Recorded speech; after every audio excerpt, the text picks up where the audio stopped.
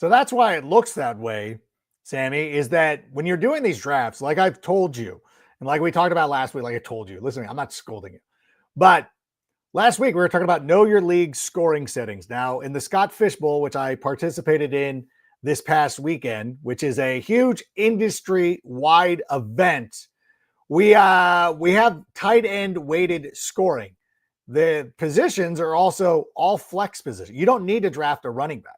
You can start 11 tight ends every week, and with weighted scoring, it might end up being the best possible option. But that's why you saw me not stacking, but getting Trey McBride, and then in the third round, taking George Kittle. It's because tight ends are weighted tight ends, and especially like first downs are also very important in this league too. So a lot of tight ends get those first downs, which is why you saw it over the last couple of days as I'm posting my team. You're like, why do you have so many tight ends?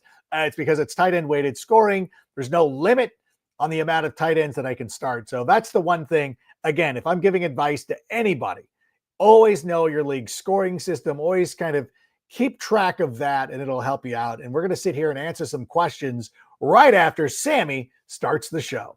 Welcome to our Fantasy Island. And I don't get as much time to sit here and retweet everybody to let everybody know that we're going to be talking fantasy football Monday nights here on the Sick Podcast with Adam Rank. We will start getting some guests in here over the next couple of weeks, just so you're not listening to me. Sorry, I'm posting it right now, so I gotta retweet it and everybody. So, but just letting everybody know that we're sitting here answering your questions, getting you ready to go, getting you hyped for fantasy football. I know there's a lot of you who are in leagues that I'm in who are like, why haven't you activated our league yet? I'm like, yeah, I'm lagging, but we're not drafting till August. But I do notice that I'm getting pinged over and over again about our fantasy football drafts. When are we starting? When are we setting a day? Like, this is the kind in my league of record is like the email starts going around like, hey, it's always the Sunday of Labor Day weekend, but we always have an email discussion. I'm like, it's the same. It's been the same for over a decade. Let's do that. But before, you know what? Let's do one question. Let's get a question. Let's get a question out of before I do an ad read, let's get a question out of the way. And Haywood, I'm not reading your name. What's the outlook on Kyler Murray? Is he poised to be a top 5 quarterback? Finally, thank you in advance. Adam Rank, have a great day. Thank you so much for asking the question. Haywood is also a Diamondbacks fan. So over the weekend, he was a little bit distraught that the Angels took 2 out of 3, although the Diamondbacks did take the finale.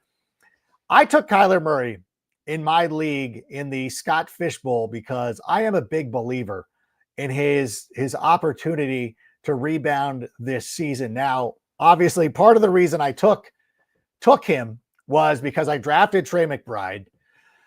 I ended up drafting Marvin Harrison Jr., and I said the only way that this makes fiscal sense for me is to go out there and assume I'm going to stack them because I had to wait. I had to wait out 4 picks, but I was pretty confident. I was more confident that Kyler Murray was going to fall back to me than Marvin Harrison Jr. So I took I did take Marvin Harrison Jr., waited for Kyler Murray, and we went about it that way. Now, as far as top 5 quarterback, I do like Kyler Murray a lot. And I think that he does have the ability. And I think last season where he struggled the most, it might surprise you, was when he was targeting Marvin Harrison Jr. Now I expect some regression back to the mean, or that's not a trend that I would expect to continue.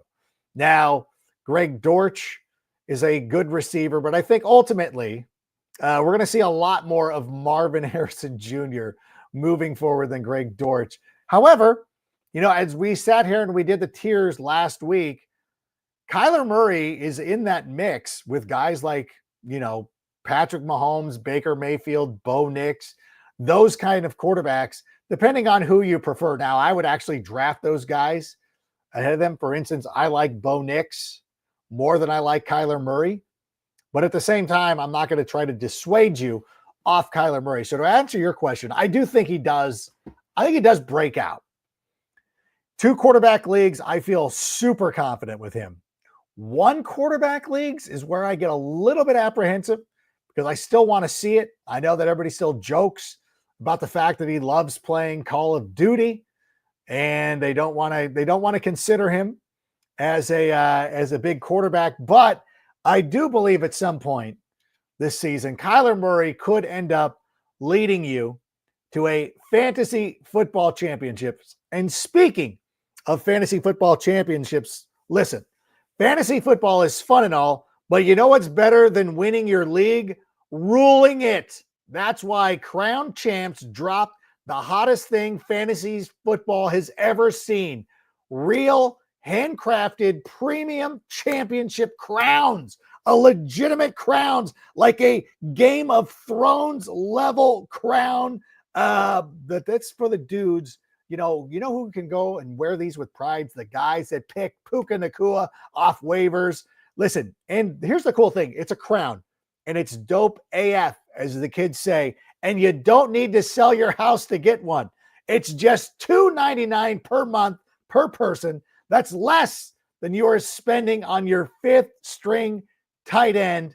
And you can go to the app, the Crowned Fantasy app, rack up points, win weekly challenges, get voted as the king, queen, trash talker, and unlock real life merch. I'm talking crowns, rings, scepters, robes. You want to wear a robe? That's the coolest part of all. It's stuff that will have your league mate bowing down in deference and respect to you. So stop playing for bragging rights and start playing to get crowned. That's Crowned Champions. And thanks, Crowned Champs, excuse me. Thanks to our new sponsor. We're really excited to have them. We did a cameo for them, and great dudes, a lot of fun. Listen, if you're looking for something different, people have done belts, people have gone to trophies and done whatever. These crowns are legitimately so awesome. I hope you will do me a favor, check them out, at least download the app. That's what I say. Download the app. Even if you don't download the app, I guarantee you'll like it. And if you don't, I don't know what to tell you. I don't know what to tell you. You hate fun if you don't like it. All right. How about another question there, Sammy? Let's roll through some of these. Can Luther Burden III be a hidden gem amongst wide receivers this season? Yeah, yes and no. I think last year we can go look at Roma Dunze and what happened with him. Everybody kind of assumed he was going to be a player. We sort of nailed it in the sense of, as I get comfortable here, we sort of nailed it in the sense of it was going to take him a little bit of time to get going. And I think with Luther Burden III fighting through an injury right now, it might take some time. And I say this, I just drafted Luther Burden III in my Scott Fishbowl league, and I got him in about the 12th round, which is where I feel comfortable getting him. Not going to have to start him. Can leave him on the bench. Let him get acclimated for a couple of weeks. The biggest problem for me with the Chicago Bears, and I know somebody's going to ask a Bears question later, and I'll get to that. I'll address that when it comes up. But as far as Luther Burden III goes, love the ability, love the play caller, love the quarterback. So for me, if you're sitting there in the 12th round or later and you see his name there, or if you're debating between him and, I don't know, some other guy, like, do I go for, and I can't even think of a let me get a good comp. Sorry, let me go to the board. I'm actually going to pull up Fantasy Pros here. By the way, do you see Juwan Jennings is holding out? Possibly holding out. So if I'm sitting here and I'm looking for Luther Burden III, okay. So Luther Burden III is somewhere, and this is according to Fantasy Pros, somewhere around Keon Coleman, Cedric Tillman, Matthew Golden, Rashad Bateman, Marquise Hollywood Brown, Marvin Mims, Adam Thielen. When I'm looking in that range, the one guy out of those names who intrigues me the most, especially early on in the season, is Adam Thielen. Like I would probably go with somebody like Adam Thielen at that point of the draft, because I think early on, I know everybody loves Tet McMillan. Everybody's going to dive in on Tet McMillan, but for the value, I would go Adam Thielen there. If you could kind of, I don't know, I would take Adam Thielen and try to still get Luther Burden III, because I think that their values are going to shift at some point. Because Adam Thielen, we saw this last year, started off really well, then kind of fell off. probably going to be something similar, especially as Tet McMillan gets more acclimated, starts gathering more targets. Luther Burden could play himself into a situation where he gets a lot of targets, but it's not going to be immediate. And it's not going to be immediate because DJ Moore's there, and they still got Cole Kmet and Roma Dunze, DeAndre Swift. It's going to be very tough for Luther Burden. So I'm already regretting my pick. I'm talking myself out of a pick I already made. But if Adam Thielen was there in that range, sure.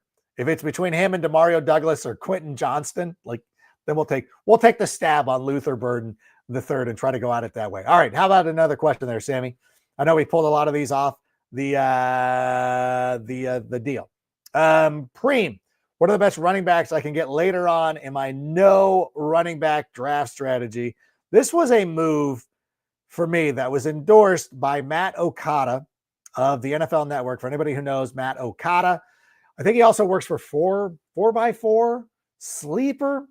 He works for one of the big ones. He also does a lot of content for us at the NFL Network. He did.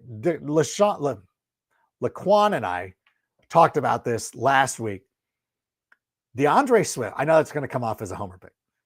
DeAndre Swift is a running back who is tremendously undervalued in fantasy football this season. Last time him and Ben Johnson were together, DeAndre Swift had 70 receptions out of the backfield. If you've noticed, the Chicago Bears have not gone out and brought in another running back to compete with DeAndre Swift. Instead, they're letting him go out there and take this number one job and see what he can do. And so for me, I love it. And I think that people are going to sleep on him. Nobody wants to draft him. This is one of those things that sounds great in theory in July, I'm sure. But unless there is somebody there competing with him for targets and touches or things of that nature, I'm going with him. Because the other guys in that running back room are Roschon Johnson, who's been a huge disappointment, and Kyle Monangai, who I really like. I like the idea of Kyle Monangai. But DeAndre Swift's the unequivocal number one option for that offense. I would go with him. I think that he's somebody you can go with. We'll get a couple more here. So RJ Harvey, probably, I mean, you guys know about RJ Harvey. You know about Tony Pollard. Let me tell you something too. I like Tony Pollard. Like last year, I was not excited about that Titans running attack, but I think if Cam Ward comes in here and plays well, Tony Pollard in his second year in Tennessee is somebody that I would not sleep on. And he's going off the board somewhere around tight end, running back 26 or so. Caleb Johnson. I love him from Pittsburgh. Could end up being the guy. I'd rather have Caleb Johnson than Jalen Warren. We already know who Jalen Warren is. We've seen his act. Give me the new guy. Now, it could be, listen, you know me. I love rookie running backs. You know this. You know how much I love rookie running backs. And sometimes it works out like Bucky Irving, and sometimes it works out like Kamani Vidal. Yes, I understand this.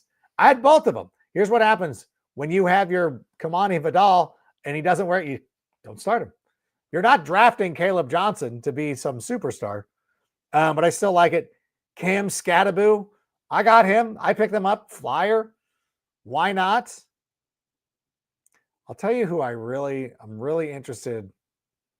I really think Tootin down there in Jacksonville. I know that they've got some dudes already, and it doesn't make sense because Travis Etienne is this, and Tank Bigsby is there. But Tootin, when you get when there's a new regime,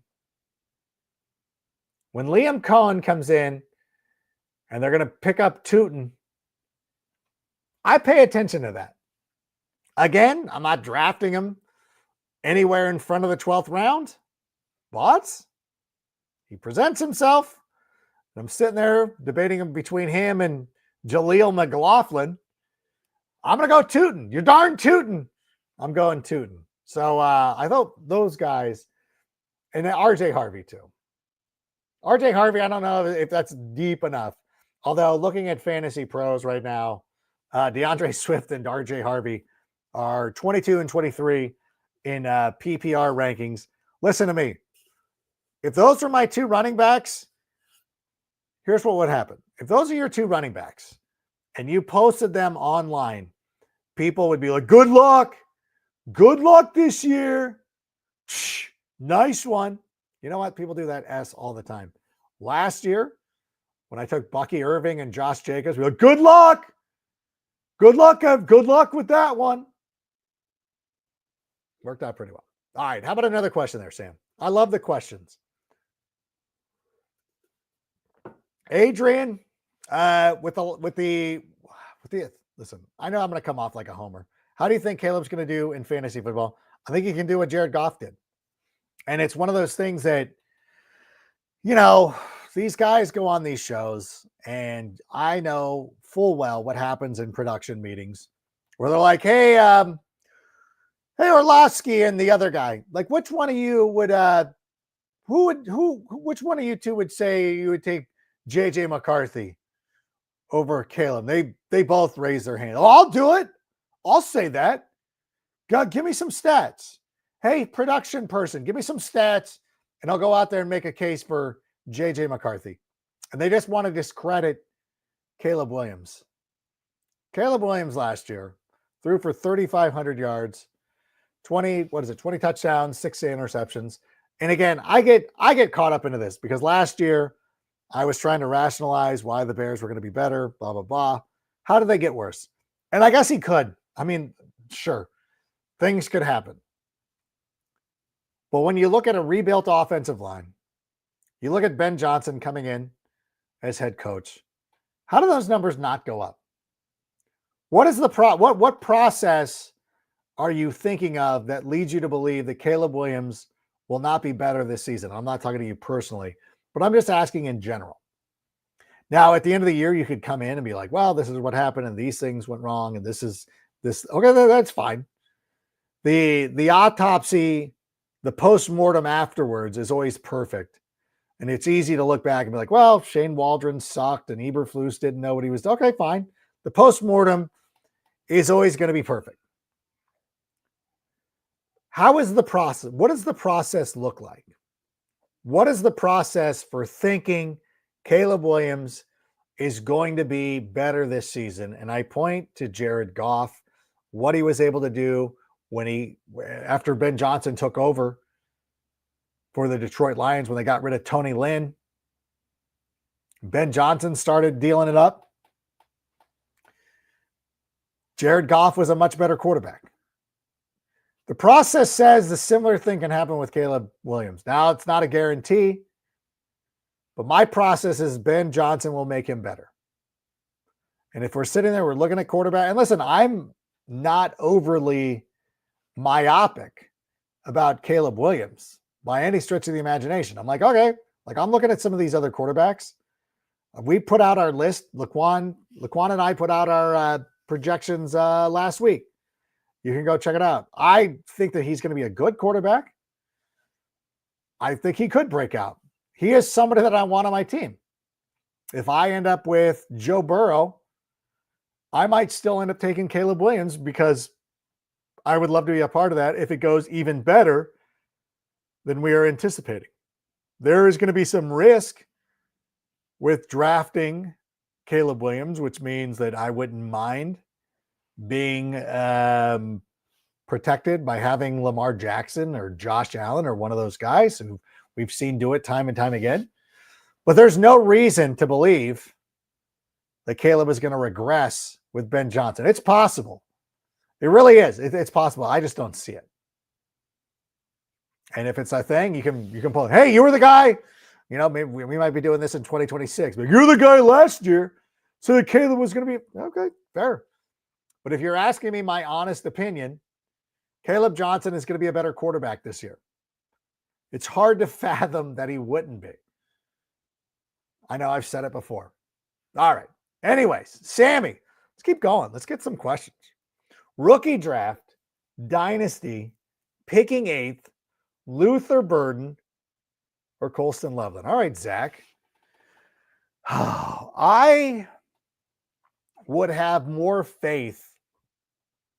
I would want the tight end because the scarcity of the position. And I really, truly believe that Colston Lovelin is going to be a good tight end, a really good tight end in the NFL. And you can go back and look at my pre-draft stuff for NFL.com where I was talking up Colston Lovelin. As a matter of fact, if you go back and if you watch me on the Insiders, if you read any of my pieces on NFL.com, I was of the mind that 2 tight ends were going to be drafted in the top 10 of the NFL draft. And I said, listen, don't sleep on the Bears taking them at number 10. But I also felt there was an opportunity for Jacksonville. They traded up for Travis Hunter, which was a smart move.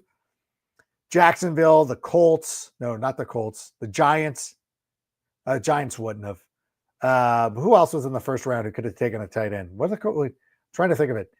Carolina was one of them. There were teams in the top 10 that could have used a tight end. And I truly believe, similar to last season, when you look back at the teams that did not take Brock Bowers, you're going to be like, oh, well, if they would have drafted tight end, that would have been helpful for them. Colston Lovelin, to me, is that kind of talent. He is that kind of talent and could have that kind of season. I don't know that there is going to be enough of an opportunity this year in Chicago when you're dealing with Cole Kmet and DJ Moore and Rome Odunze and, of course, Luther Burden III, which means it's tough for either one of those guys to really have an opportunity to go out there and have a monster season. 5 years down the road, looking back, you'll probably be happier that you went with Colston Lovelin than you did Luther Burden III. Not to diminish, not to take away anything from Luther Burden III. That's a player that I liked. Coming into the draft, my mock draft with a twist, I actually suggested to the Buffalo Bills that they take Luther Burden III. I don't know why they keep ignoring the wide receiver position. Do you not like Josh Allen? Draft him a wide receiver at some point. What are you guys doing? But for the sake of that one, I'm going to go with Colston Lovelin. All right. Sammy, what are we looking at for questions? Adam, who's the last pick of the first round where you wish you had had a later pick? What's the last pick in the first round? Okay, so here's my thing. Okay, so this is more or less a first round strategy. Give me like 1 point. I wish I was 1.01. So I could take Bjon Robinson. But as I'm sitting here, and again, I'll be leaning on Fantasy Pros right now. You know what? I really want to be like, I really want to come out of the first round with Justin Jefferson. I just do. But at the same time, okay, so if I'm back a little bit further, let's put it to you this way. So if you were back, that's 24, 12, okay. This is why I want to be like, I don't know. For me, I would love to be in a position. Let's say you miss out on a couple of picks. You know, honestly, if I'm picking fourth, I'm looking at Malik Neighbors or Puka Nacua, and I'm not even thinking twice about it. I'm comfortable wherever, and I think that if the further back we get, I am still comfortable because there is a huge opportunity for CeeDee Lamb. Like if you look at this, let's say that Bjon Robinson's the first pick in the draft. And then Jamar Chase, CeeDee Lamb, Justin Jefferson go off the board. You've missed out on Puka Nacua, Malik Neighbors. You're like, okay. So if I ended up at the end of the first round and I'm like, okay, well, I ended up with Brian Thomas Jr. and Drake London. That feels real hipstery to me. That feels like one of those things that you feel great about in August. And you're like, how do I lose? But last year, when I had Garrett Wilson and Chris Olave, I'm like, oh, I've wrapped up the league. So honestly, I do want to get one of those top receivers. I think that the top 5, I got to be in the top 6. Got to be in the top 6. So I have my choice of Bjon Robinson, Jamar Chase, CeeDee Lamb, Justin Jefferson, Puka Nacua, Malik Neighbors. Unless there is a heavily weighted option for the tight end position, I still want to go. I got to be the top 6. 7 feels like the drop off. That really does. That really does. All right, Sammy, what do we got next? Should I stack Murray, Burrows, or Goff? Oh, well, I mean, obviously I like Burrow. Although, listen, I didn't do the stack with, you know what I really like about the stack with Kyler Murray is Trey McBride. And a lot of people, they're like, Trey McBride let me down last year. Trey McBride was still a great tight end last year. Where did he finish in fantasy's points scored? By the way, if anybody's got a great pick for the Open this week, hit me up. We're going with Shane Lowry, probably Rory. Anybody else? Tommy Fleetwood? Is that going to be a good pick? All right. Brock Bowers was the tight end one last year, followed by Trey McBride, who is still excellent. Not catching touchdowns, finishes the tight end 2. I love that stack. So as much as I like Burrow, you got to have the 2 receivers. I mean, if you got Burrow, T, and Jamar, Burrow, Chase, and T, or even, give me the Cardinals one. I love the Cardinals one. I'm down with it this year. All right, Sammy, how about another question?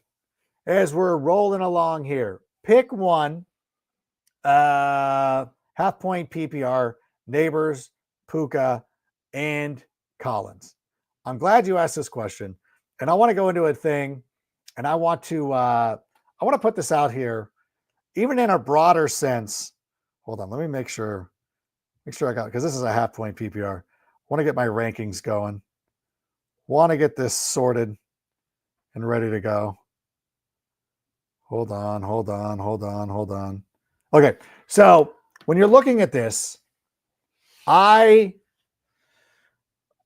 of the things I don't like, this is why Laquan and I spent so much time last week diving into these players in the first, because like a lot of times, like, well, you can Jamar Chase or Justin, take your pick.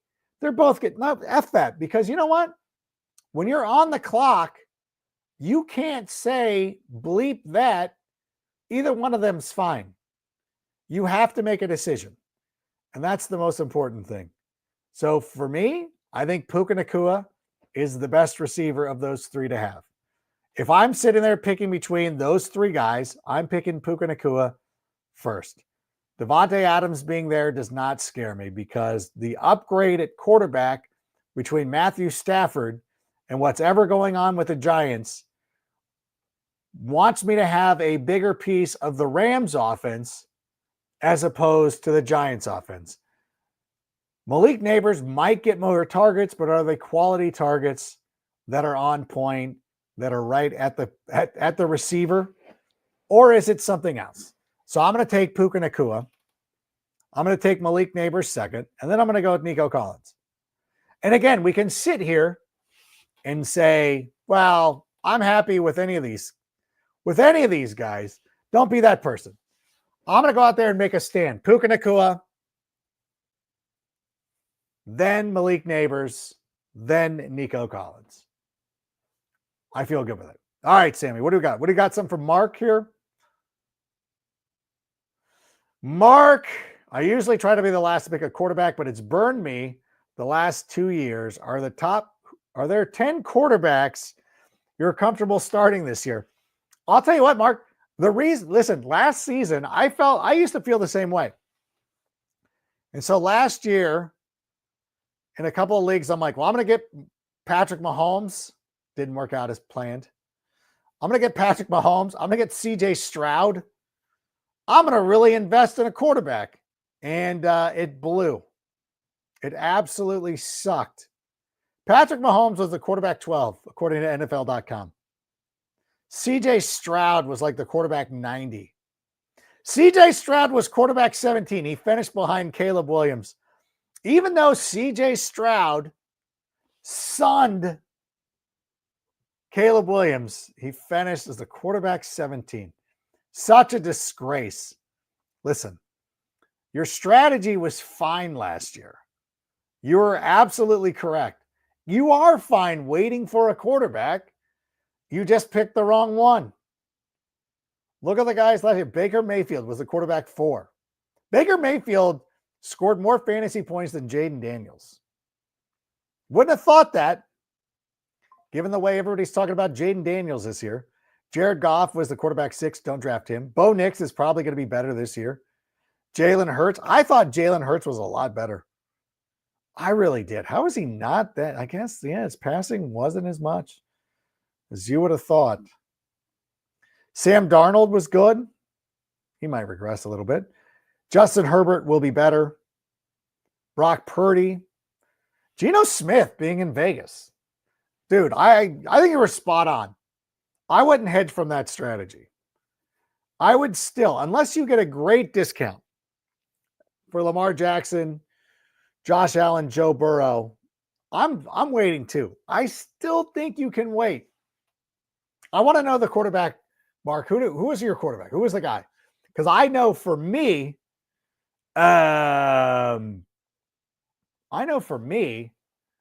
it was that guy. It was that dude from The Thing. No, it was CJ Stroud who ruined me. That's who it was. Okay, Sammy, how about another question? Rasheed Rice or Xavier Worthy? You know what? I had a great take on this. Because when you look at it, let me pull up. Hold on. I'm going to pull this up.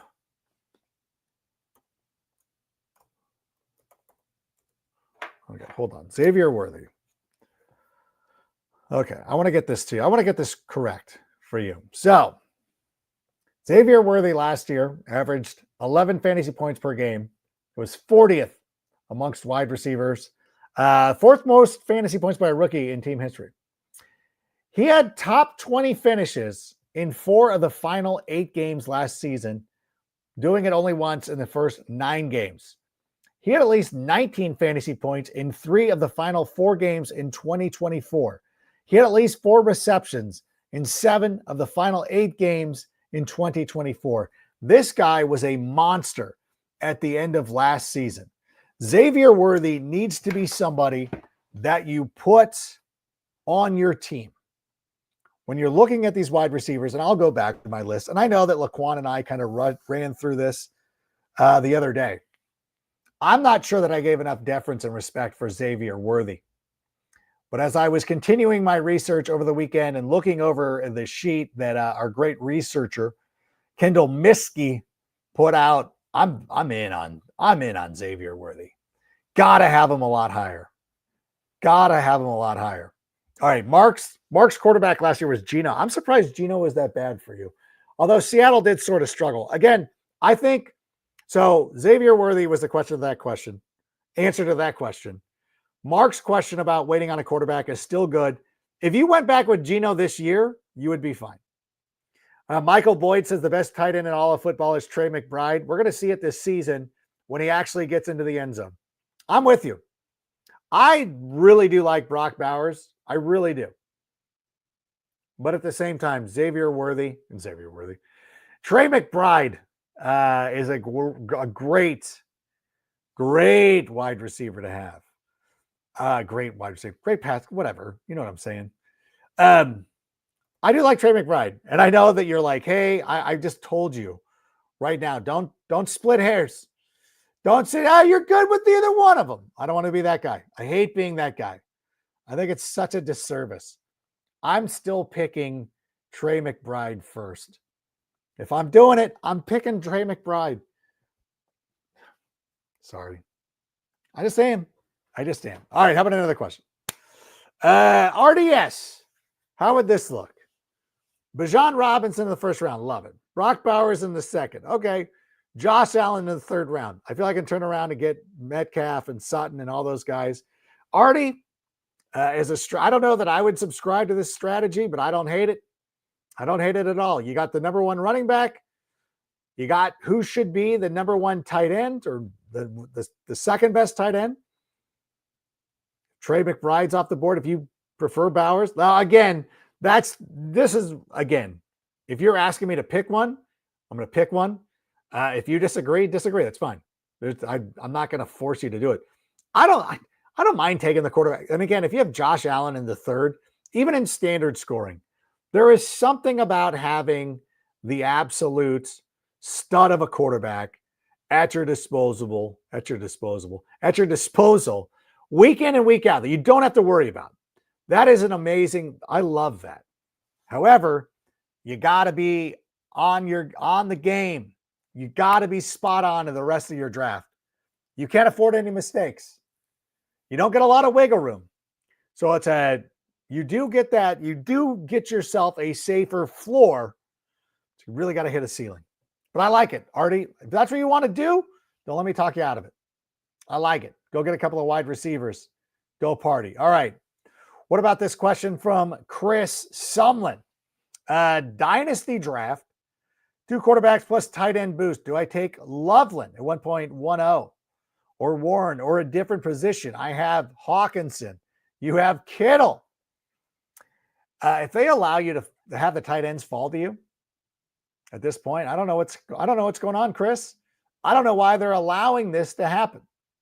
You can't start them. But in a dynasty league, if that's what I can't imagine it falls to you. I would prefer Lovelin. I think in the short term, Tyler Warren is going to be a better option. I think Tyler Warren has an easier path to points this season. But if you ask me long term, which of those players I project to be the highest point scorer over the next 5 years, give me Colston Lovelin. Colston Lovelin. All right, Ian Gillis has got a thing. If you have the 1 to 5 picks in a full PPR, point per reception fantasy football league draft order, are you picking CMC? I am with my second round pick. I'm not taking him in the first round. I just won't do it, Ian. The reason being is that I don't necessarily avoid CMC. There's better values for me. If I'm not getting Bjon Robinson in the first round, much like Laquan talked about last week, I'm going for the wide receivers. I might even take one of the tight ends, but I don't want to get back into the running back position. The one running back that I think I could make a case for, and I would look at, would be, I really like Ashton Genty. With the opportunity there for the Las Vegas Raiders, somebody who's not competing for touches with anybody outside of Zamir White. Which, by the way, at the Scott Fish Bowl this weekend, we're sitting there on the draft board, just hanging out, having a good time. And Zamir White went in the 11th round, and I'm like, what did I miss in my draft production meeting that would lead somebody to take Zamir White? It's not even best ball. I don't know. I just don't know. So, Ian, top 5 picks in the draft for me. Bjon Robinson, Justin Jefferson, Jamar Chase, Puka Nacua, Malik Neighbors, in that order. That's who I've got. All right. What do we got from Ron? Ron with the super chat. Appreciate you, Ron. Bear down to you. Do you think the Bears' new offensive line will hold up to the good defenses this season? You know what? Listen, we've seen this so many times in the past. It sounds good. Sounds like it's going to be a good deal. I truly believe that the Bears' offensive line is one of the most improved in the NFL. And if we're playing Madden with the injuries off, I have no concerns about this. However, injuries are always going to be a factor. Depth is always going to be a factor. It really comes down to how well some of these other guys that we're not quite sure about, how they respond this season. Darnell Wright should be good. Should be a guy who continues to grow for the Chicago Bears. Ozzie Trapillo looks like the real deal. Looks like the second coming of Kyle Long. He could end up kicking Braxton Jones into a reserve spot. And if the Bears' offensive line is so deep that Braxton Jones is not a starter because other guys have surpassed him, well, that's a good sign. Drew Dahlman, one of the best centers in the game. Should be good. Jonas Jackson, Joe Thuney, two guys who have performed well over the course of their NFL careers. Joe Thuney doesn't miss games. If we don't have to kick Joe Thuney to the outside to play tackle, this Bears offensive line should be really good. So I truly believe the Bears offensive line has made great strides. And I know it's something that we have wanted to see come to fruition for the Bears, but I think we're finally going to see it. And for all the people who are out there, and I know a lot of you are, give us the fantasy takes. We don't want that. Don't talk about the Bears. Listen, this is still ultimately the Bears podcast. I want to say this about Ryan Pace, and I'm going to talk about this more on Wednesday evening with Greg Braggs. I believe that the extension for Ryan Poles was justified in the fact that we now have a general manager, coach, and quarterback all aligned. You can look at it like it's year one for all of them. For anybody who wants to look back and say, listen, Ryan Poles has won 15 games in 3 seasons, I cannot argue against a very simple truth. You're absolutely correct. But when you're looking towards the future, what Ryan Poles was able to do, getting the Bears out of salary cap hell, delivering Caleb Williams, delivering a revamped offensive line, bringing in some pieces on the defense of the ball, signing Jalen Johnson long-term, perhaps finding a gem with Tyreek Stevenson. Kyler Gordon, is a good player. He's locked in. There's enough there to justify keeping Ryan Poles around. I know our friend Draft Dr. Phil feels like he's the Muffin Man, whatever. They are now in alignment. So this GM, this coach, and this quarterback are going to be given, 3 or 4 years to go out and see what they can do. If it ends up poorly, like a lot of the haters seem to believe it will, all right, then we'll blow them out and we'll start over again. But if it hits, everybody is aligned and ready to go. And to me, it makes the most sense. The kind of things that you want to do. What you want to do. All right. How about, let's do one more question. One more question. If you were ending up picking third, would you take Bjon or Gibbs? Someone who might get that pick via a Royal Rumble, Jason Black. I guess Chase is gone. I think both the receivers could be gone. Bjon Robinson for me. Bjon Robinson is my number one running back. I have Jahmyr Gibbs down a little bit. Now, I feel like I'm putting Jahmyr Gibbs a little too low because of the loss of Ben Johnson. But as Laquan Jones pointed out, and some other people have pointed out, like Jahmyr Gibbs does have a pretty safe floor catching the football. And Jared Goff can get him the ball in space. Let him go out there and do his thing. So I think that I've been a little bit too harsh with Jahmyr Gibbs over the last couple of months. But at the same time, I think that Bjon Robinson's time is now. I really like this Falcons offense. I think that even with Michael Penix, a guy who's a little unproven as a quarterback, we did see at the end of last season, Michael Penix come in. And I know it's small sample size, but Michael Penix finished strongly by going to Drake London. So if I miss out on Bjon Robinson, which I think it's a pretty good chance, if you're not in the top 3, you're probably not going to get an opportunity to do that. You're going to end up missing out on him. But at the same time, if I get an opportunity to go for Drake London and also get him in there, that's something I'm going to do. But if you get Bjon Robinson, Jason, then it takes Drake London off the table for you, and that's going to be too bad. But in any event, We'll cap it there. We'll be back Wednesday night with Take It to the Rank. It's going to be all Bears talk. Maybe sneak in a fantasy question or two. We did sneak in a Bears question here or two. So that's fair. And then next Monday, and then we'll also have a special weekend edition for the Bears coming up over the next couple of days, and be back next Monday to answer some fantasy. I think we'll be able to answer some fantasy questions. I think so. I got Soccer Fest next week. But in any event, thank you so much for being here. Thanks for all the questions. Hopefully we'll keep the momentum going. So until next time, don't bear down. Just good luck in your fantasy drafts. Hope to see you soon. Sammy, play us out. And that's a wrap. Hope you don't miss us too much until next time. Follow the Sick Podcast with Adam Rank on YouTube, Instagram, Facebook, Google Play, and Apple Podcasts.